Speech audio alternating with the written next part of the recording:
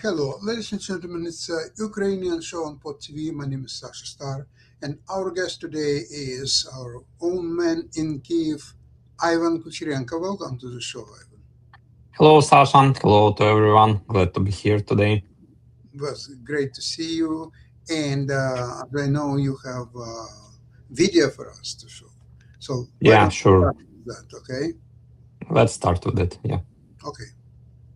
Destroyed this morning here in Kyiv by a Russian missile. And the last time books like this were on fire in Europe intentionally, it was in the 1930s. But back then, the people doing it were speaking German, and now they're speaking Russian. This is a Russian missile that crashed intentionally into this market. And take a look at this for a second. This has nothing to do with defense, nothing to do with war, nothing actually to do with territory. It's about destroying people, about destroying culture, about destroying history. And these books, they're not just Ukrainian. Every single book that's been published is a piece of human history that's been captured, now intentionally destroyed by Russia. And this is nothing compared to how many that Russia has destroyed in the last 4 years. Up to 200 million are some of the estimates. Just 10 million in the last 3 months, an entire library destroyed in Kharkiv recently. And now this, and there's no excuse for this. Just look at the destruction all around. These are people's stalls, people's businesses. And that's because the target was never military. The target was literature, human literature. The target was culture.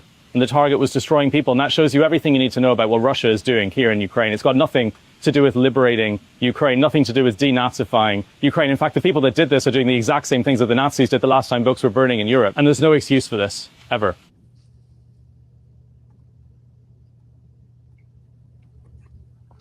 Wow, thank you, Ivan, for showing this video, because it just shows yet another dimension of Russian terrorism and absolutely incredible human terror and just outright unlawfulness of that. It's a criminal intent is right there.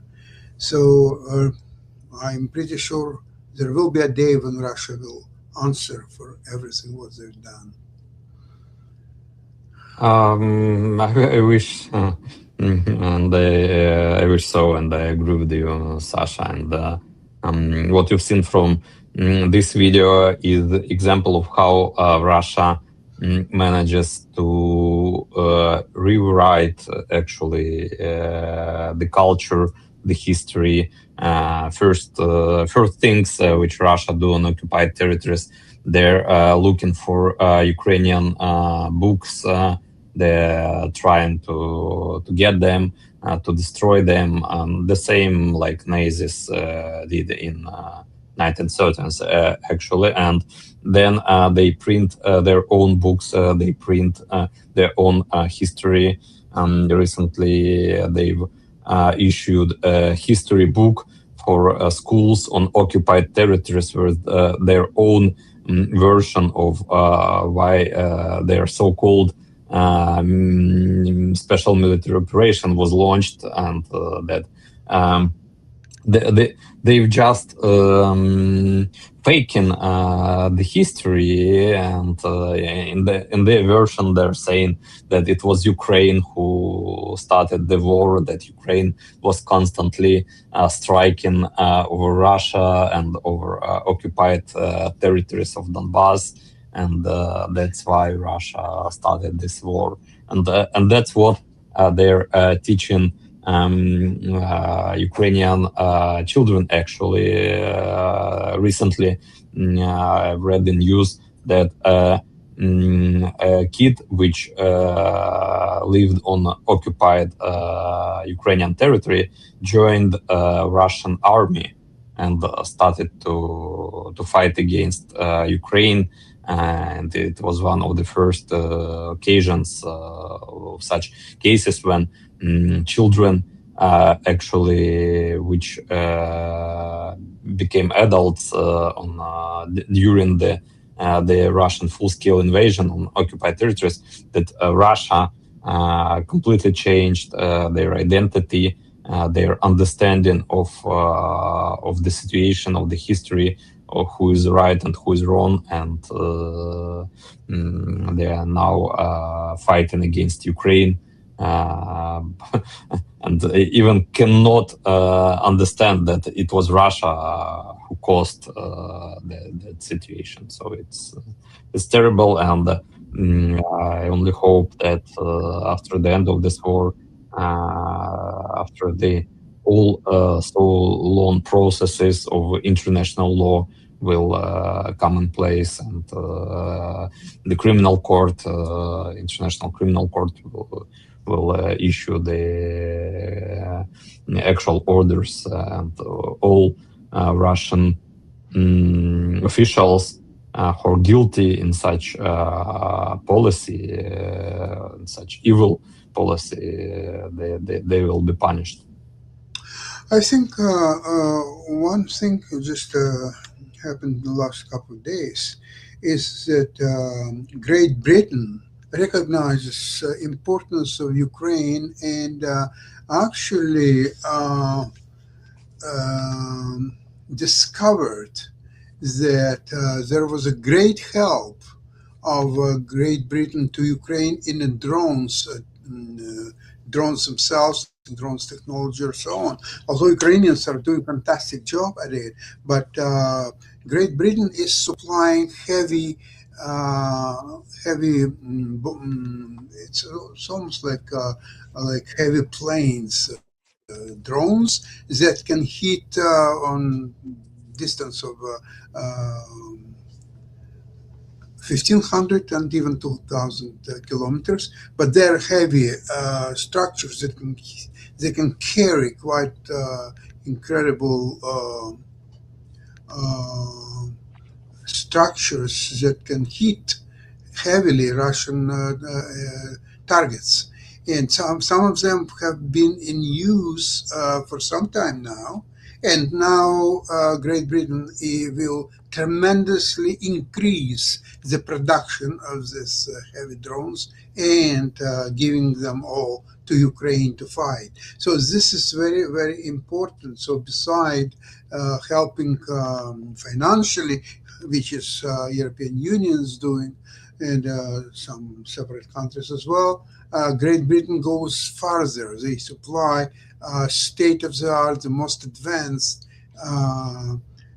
drones available to them. Maybe they will develop new drones. Ukraine is developing new drones all the time. So this is nothing decisive, but very, very much appreciated effort. You have to remember that so far, Ukraine, although helped by West financially and by certain ammunition, really fighting alone against Russia. Russia is not fighting alone. There is a huge coalition is being created by Russia, Iran, China, and South Korea. Remember, South Korea is sending as many as 50,000 troops. People who have been recently in capital of North Korea, Pyongyang, they're saying that it's night and day compared to what it was before the war. It's a growing city. There are Mercedes-Benzes. There is lights all night, and people are happy. And standard of living there is highly distinguished from Western Europe or anywhere. So this is all being paid by Russia, maybe China as well. I have no idea, but quite possible. And now in Iran, since Iran was giving Russia the drone technology a long time ago and helped to build a factory in I think it's Yelabuga, where they're producing Russian drones. There's something interesting happening that yesterday the memorandum of understanding between Iran and US collapsed, finished, no more memorandums. So this 2 months,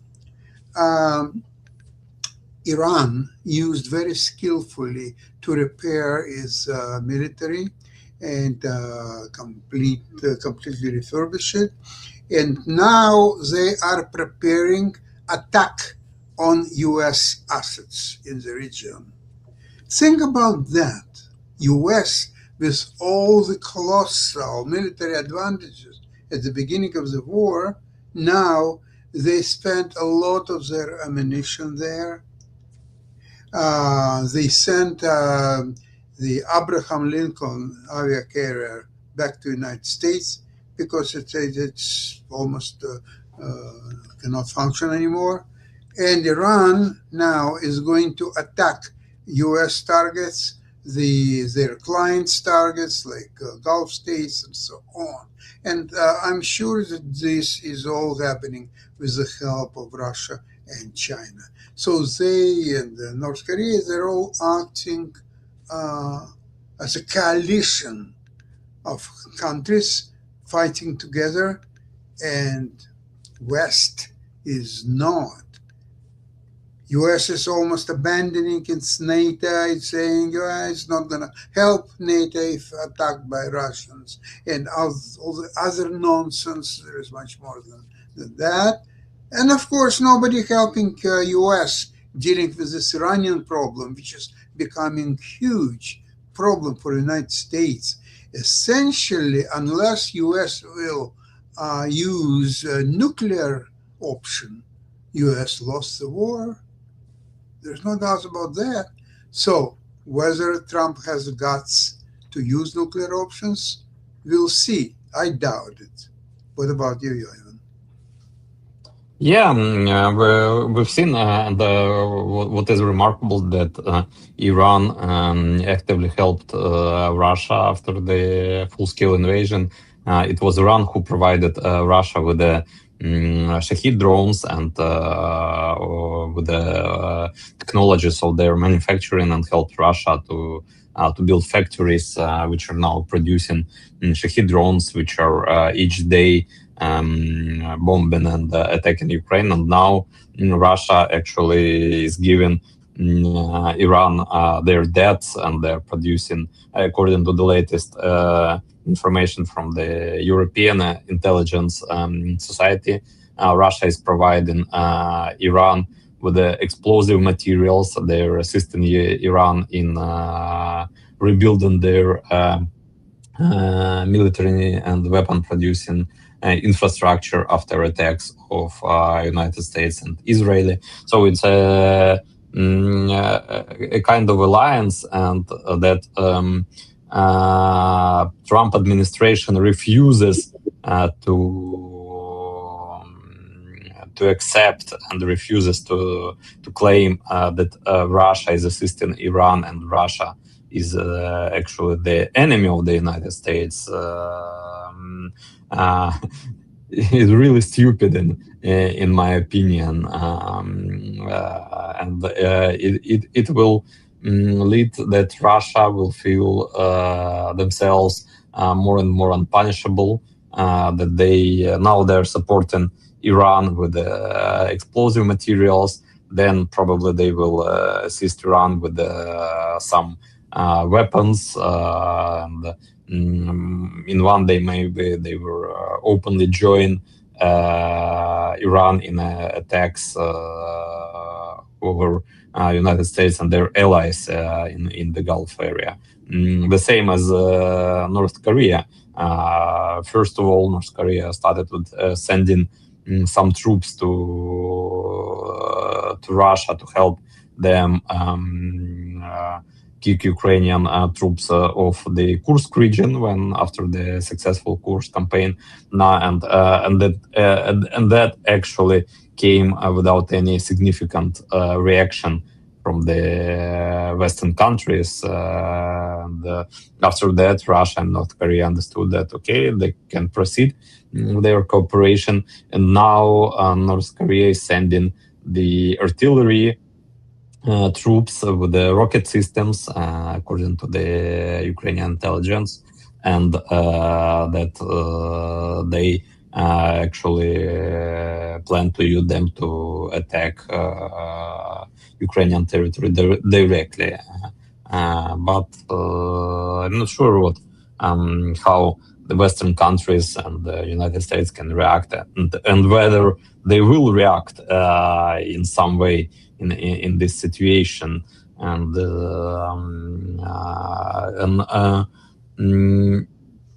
after such news, Ukrainians sometimes feel a little bit alone. Of course, Western countries are helping Ukraine with weapons, with technologies, with money, but Ukraine, it's Ukrainian soldiers, only Ukrainian soldiers, who are fighting against Russia. And Russia is directly supported now by North Korean troops. After that, maybe Iran will send some troops to assist Russia. And nobody is going to come and help Ukraine directly by sending their troops. Nobody wants that their soldiers will die on Ukrainian territory. But they just cannot understand that if they will not help to protect Ukraine there now against Russia, against the acts of evil with Russia, North Korea, Iran, and China, then they will be the next, and they will have to die anyway, and maybe even in bigger quantities, because now Russia is really weakened, and with a bigger support, Ukraine can win this war. And it's very sad that United States, with the present Trump administration, they prefer to be more ally of Russia than ally of Ukraine. You mentioned Great Britain assisting Ukraine, and we appreciate the help of Great Britain and their military assistance, their technologies, the money they send to Ukraine. But just to remember that it was Great Britain together with the United States and Russia who actually signed the Budapest Memorandum with Ukraine and guaranteed Ukrainian independence and security assurances to Ukraine. And Great Britain actually is doing what they're obliged to do under the Budapest Memorandum.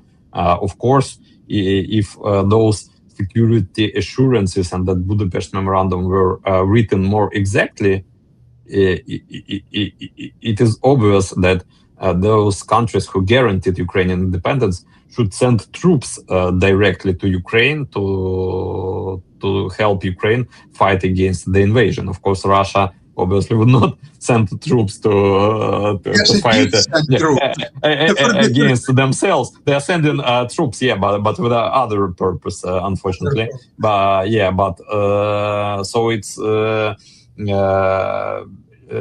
actually it's a fair price towards Ukraine, who gave our nuclear arsenal. Now, United States are sending troops to the Gulf region to fight Iran in order to prevent them from obtaining nuclear weapons.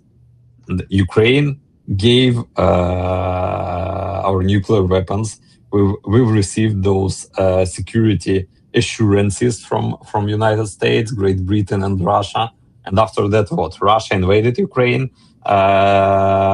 Great Britain is assisting with the weapons, with the technologies, with the money.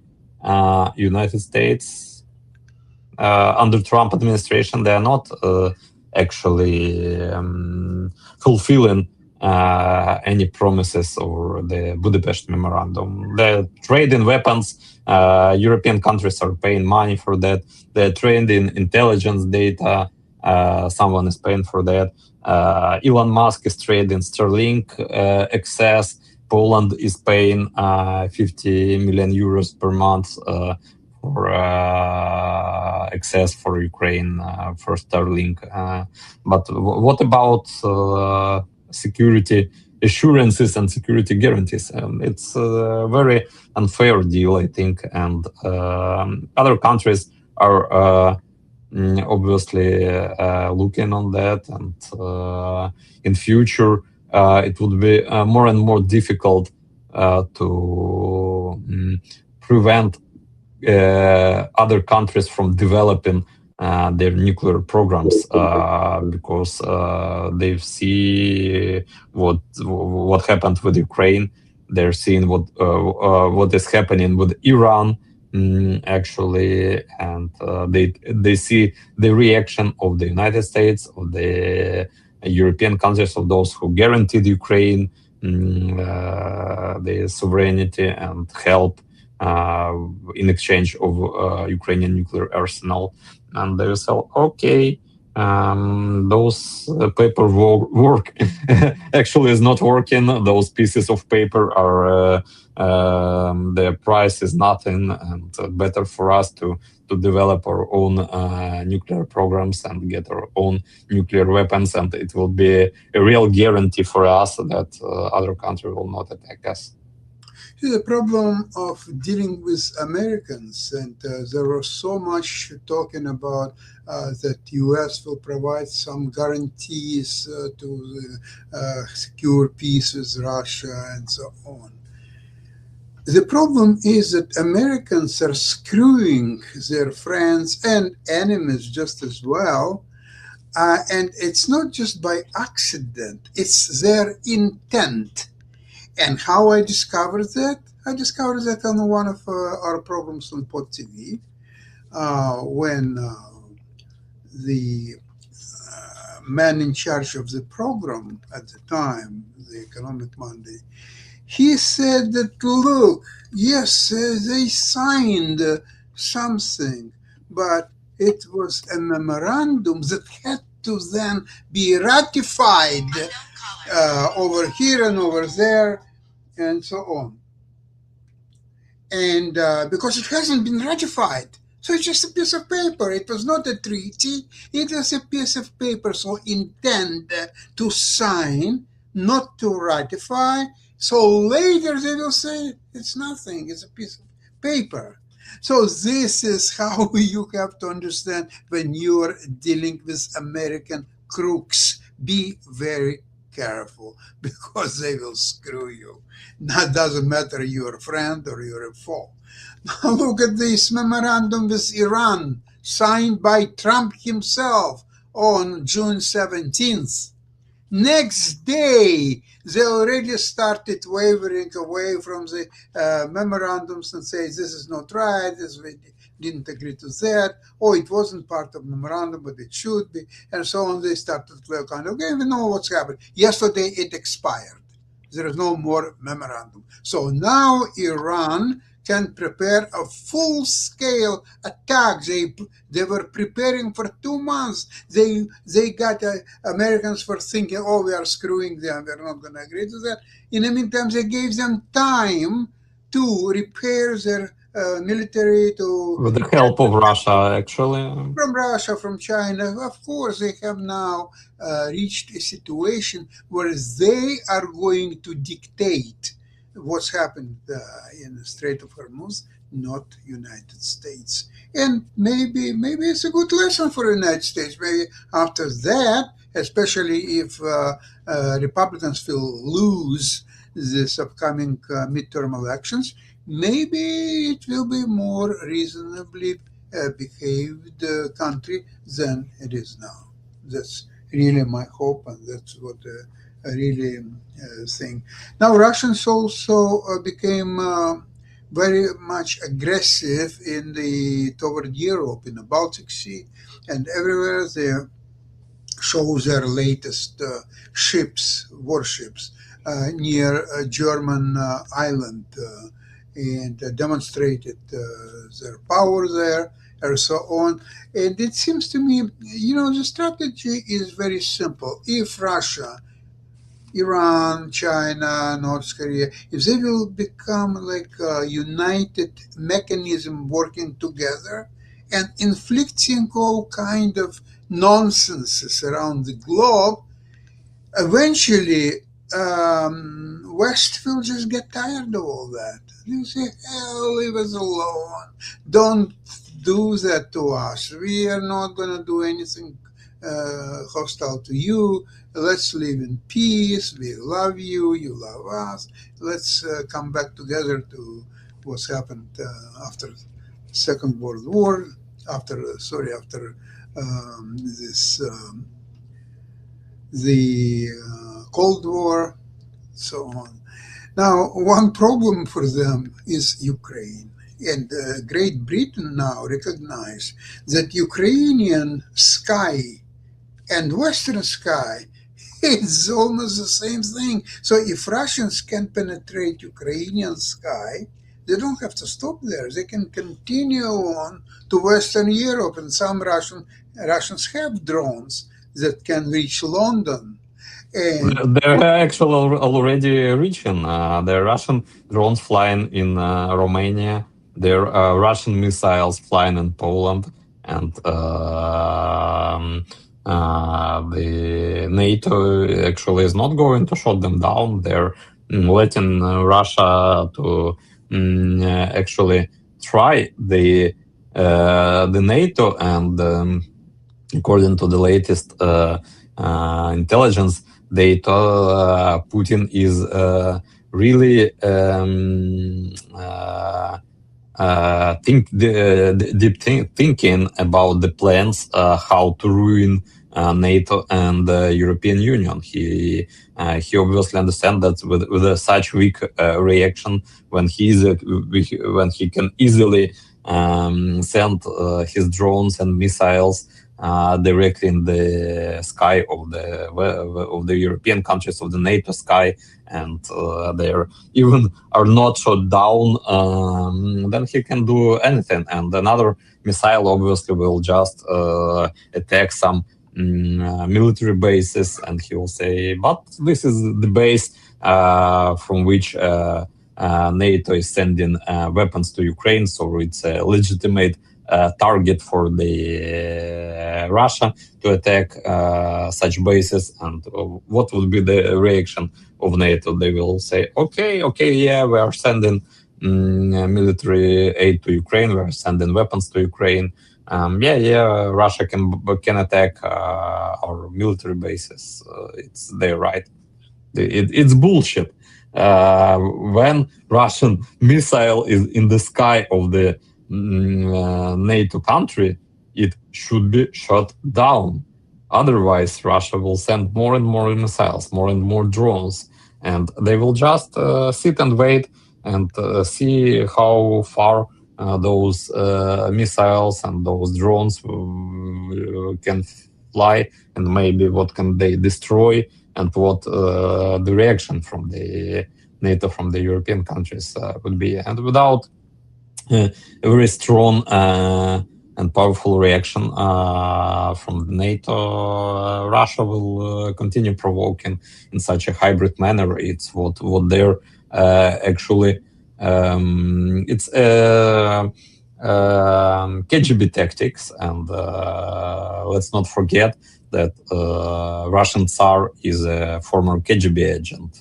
The Russian government is mostly from the former KGB agents, KGB employees. Their so-called Security Council, the majority in their Security Council is former KGB officers. So this is the only psychological operations and the hybrid operations which they are powerful in, and which they can easily commit without any obvious reaction from the European countries and from the United States. One more thing before we finish. I would like to mention the recent telephone call from J.D. Vance to Zelensky.